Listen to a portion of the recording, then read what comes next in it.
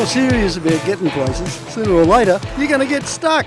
And you know what? There used to be a time when winches, for instance, were really rare. Not many people could afford them, and they were a bit hard and clunky to use too, but they're getting more available, and there's some great recovery gear out there too now that's more than affordable. All that does, I reckon, is mean that you can try things like this.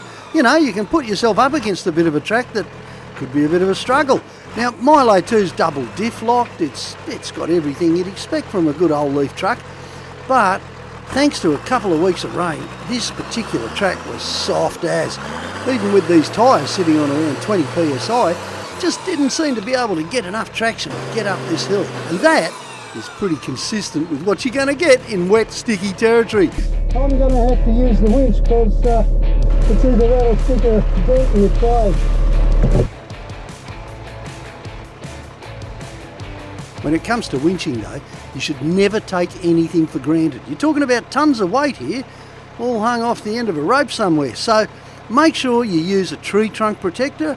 If you're on a tree like this, see how I double wrapped it? That's because I don't want it to slip up the trunk under pressure. The lowest part of the tree is always the strongest, so I've slipped it down as far as I can.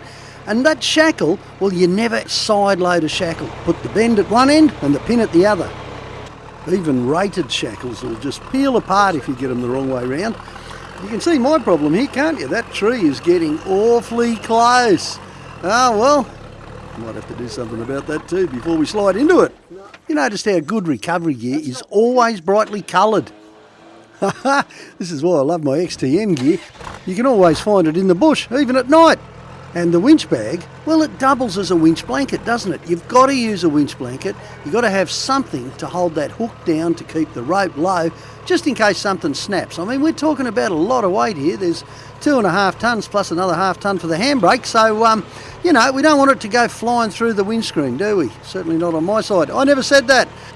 So always make sure you use a winch blanket and that you put it really close to the hook, as close as you can. That'll keep the rope down.